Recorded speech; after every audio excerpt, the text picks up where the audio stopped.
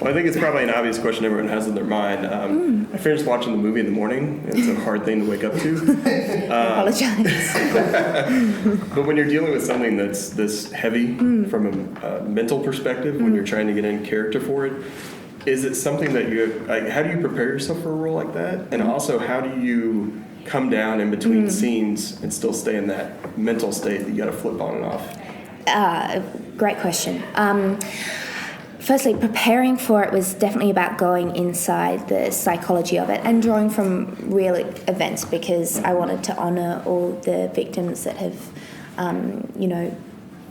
that have been and will come, So I read a lot of books of true accounts, J.C. Dugard, Natasha Kampusch, and watched documentaries about those kind of the initial acute first days of the kidnapping.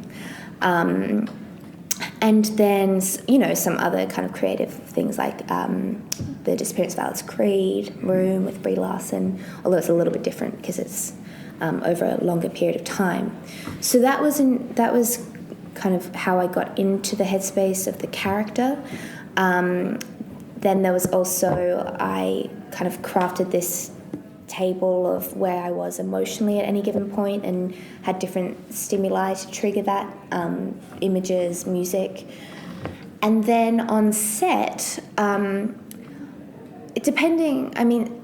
oftentimes I would kind of have to stay in that emotional space because we were shooting for long hours, but it would always kind of be in the shot. In the way that Ben shot, it was really incredible, like just long panning shots that kind of covered much of the house and so on. But everyone was extraordinarily respectful and gave me the space that I needed. And then we'd break for lunch, and Steve Curry, who plays John, is the funniest guy and the nicest guy you'll ever meet. So he'd crack a joke and you'd have an hour kind of respite from the pain, and then you go back into it. And then in terms of separating from it afterwards, it was very challenging because it happens to real people. Oftentimes you can go, this is a fictional story, it's okay. And though these characters and the story is fictional, it's very much rooted in the realities that some people face. And just the notion of the pains that people have to go through is heartbreaking. And I'd sit on the beach, I'd walk to the beach every day, I'd sit there or I'd go for a swim and kind of reflect on it. And I kind of consciously decided very early on, I remember doing a long day of shooting and going to the beach and sitting there and feeling so pained by what some people have to go through and the experiences and the horrors they face, and that we live in a world that is saturated with so many awful situations. And I was like, how do I live my life? How can I continue creating films when I want to directly impact or change people's lives? I want to go and, with my hands, save people from these situations. And I want to be there with them emotionally, to honour them and to know that, so they know they're not alone.